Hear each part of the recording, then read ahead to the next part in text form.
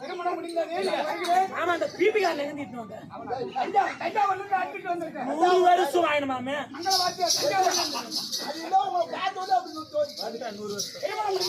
பெரிய மனுஷன்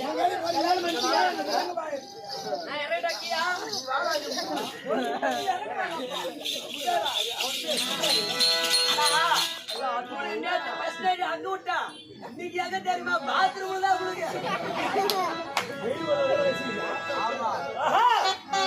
இவரை பார்க்க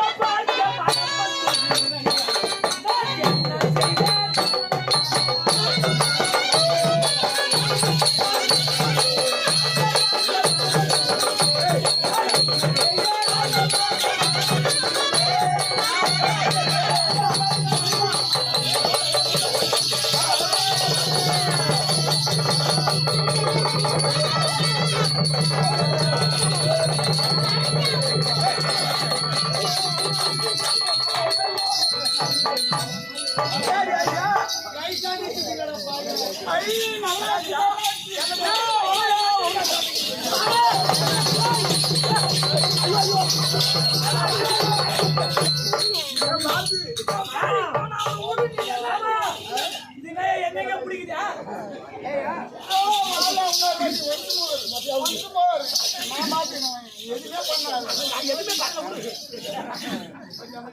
மாமா பொண்ணு பார்த்தான்னு சொன்னேன். இது பொண்ணான்னு தெரியல, ஆனானே தெரியலையா?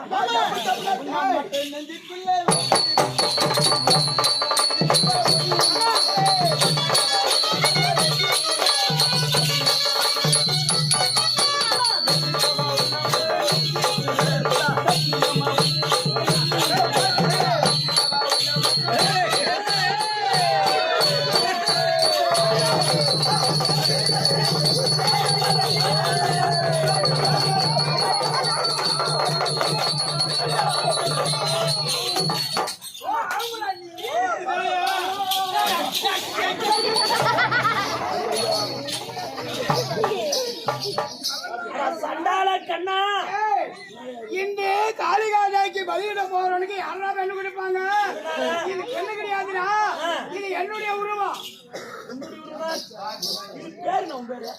என் பேர் தெரியும். மாமா இது ஒரு பேச்ச வேற பேர் பேசு. சைக்கிள் ஆடுறது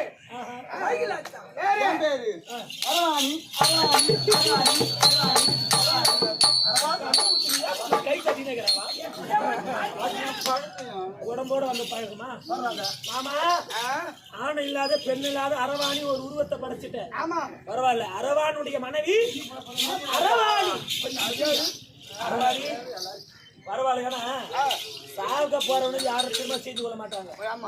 அதனால என்னையும் திருமணம் செய்து கொள்ள அரவாணி என்ற ஒரு உருவத்தை படைத்தாய். இந்த உலகத்தில் நான் எப்படி ஒரு கடவுளை அமர போறனோ அதே போல இவரும் ஒரு கடவுள் தான். சரியா? கண்டிப்பாக மாமா, இந்த அரவான் ஆண்ட பிறகு ஒரு ஆள் இருக்குது. நான் செத்தவ தாலி எடுத்து ஒரு ஆள் இருக்கு. அதுவே எனக்கு பெருமைதான். அதனாலதான் மார்கழி மாதத்திலே மகாபாரத யுத்தம் நடக்கிறது. தை மாசி விடுத்து பங்குனி உத்திரண்டு, பங்குனி உத்திர நட்சத்திரம் தர்மராஜாவிற்கு பட்டாபிஷேகம் நடக்கும்.